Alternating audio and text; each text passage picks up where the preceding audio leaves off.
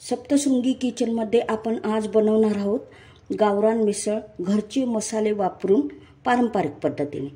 4 कांदे घेतलेले आहेत, आलं लसूण पेस्ट घेतलेले आहे, 1 चमचा धने घेतलेले आहेत, 1 चमचा जिरं घेतलेले आहेत, खोबरं ऑप्शनल आहे, टाकायचं तर टाका, आणि बडीशोप पण ऑप्शनल आहे, 2 टोमॅटो आणि कढीपत्ता बारीक चिरून घेतलेला आहे आणि मोडाची मटकी घेतलेली। मटकी हे टोमॅटो आपण स्वच्छ धुवून घेतलेले आहेत। आता कांदे आहे ना, आपल्याला कांदे असे ओघड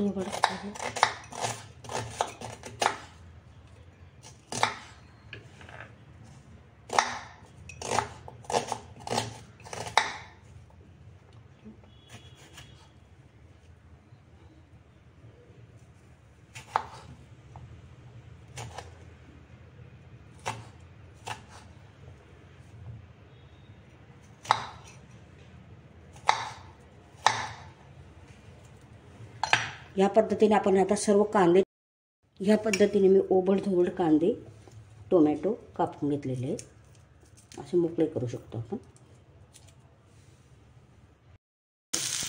आपण आता तेलात थोडं तेल टाकून घेतलेलं आहे आणि त्या तेलात कांदे टाकून घेतले। कांदे जास्त भाजायचे नाहीत, कांदे आपल्याला जास्त भाजायचे नाही, त्यामुळे बस झाले कांदे एवढे भाजले।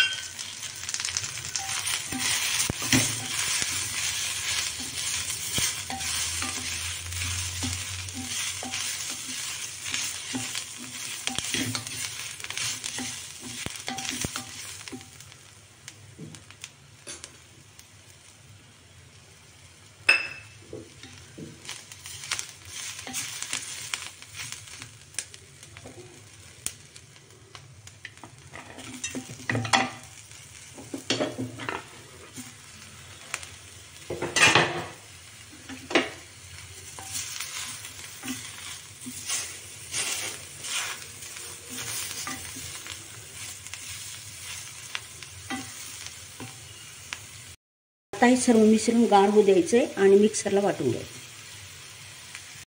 आता हे सर्व मिश्रण काढून घेतलेले आहे, आता हे गार होऊ द्यायचं व मिक्सरला वाटून घ्या। पद्धतीने सर्व वाटण आपण वाटून घेतो।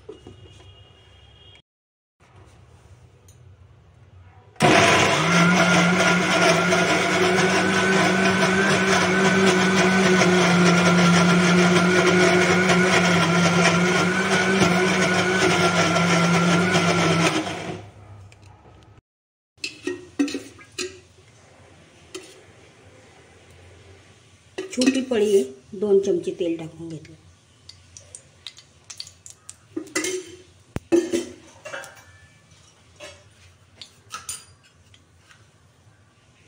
जिरं आपण टाकलेलं होतं, मोहरी टाकली, मेथी, हिंग, हळद,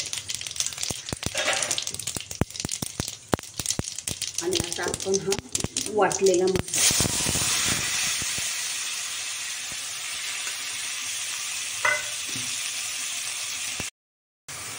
मसाला तळताना जाड बुडाची कढई आणि पसरट कढई घ्यायची।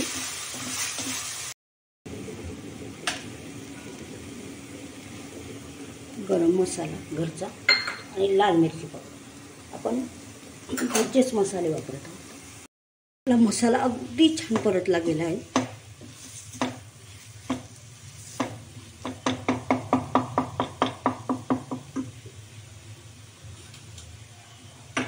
आता ही मटकी आहे, याच्यात एकदम उकळतं पाणी टाकायचं आहे आपल्याला।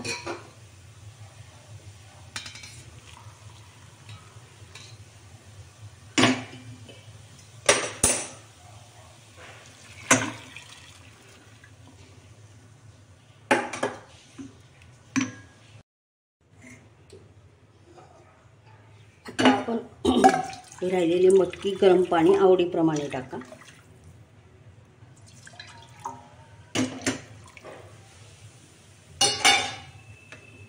सहा ते 7 जण ही मिसळ म्हणजे संपूर्ण कुटुंब आरामशीर खाऊ शकतं. गावरान पद्धतीने बनवलेली, कोणतेही मसाले मी वापरलेले नाही आहेत.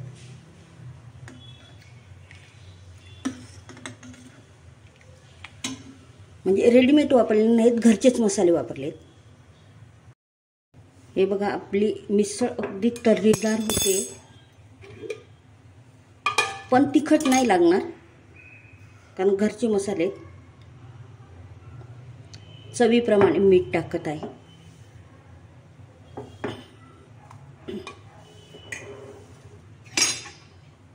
जास्त तिखट नसणार ते.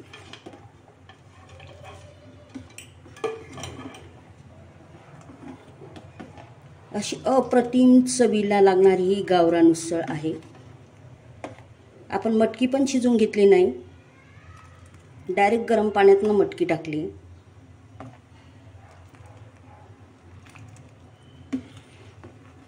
आता आपण हिला व्यवस्थित शिजू देऊ. हे उकळायला लागलेले आवरण आपली मिसळ. तर हे झाकण आहे ना पूर्ण ठेवायचं नाही, या पद्धतीने ठेवायचं आणि 10 मिनिटं मस्त उकळू द्यायचं मंद आचेवर. आता हे आपण झाकण काढून घेऊ. आपली गावरान मिसळ अतिशय छान तयार झालेली आहे, बघू शकता तुम्ही.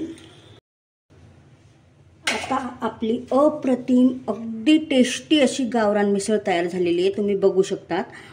आणि मटकी व्यवस्थित शिजलेली आहे, खूप जास्त नाही, कमी नाही. आणि तुम्ही आता कांदा, लिंबू, फरसाणबरोबर खाऊ शकतात आणि पावासोबतही खाऊ शकतात. पण ज्यांना पाव चालत नसेल तो भातासोबत, भाकरी चुरून चपातीबरोबरही खाऊ शकतो.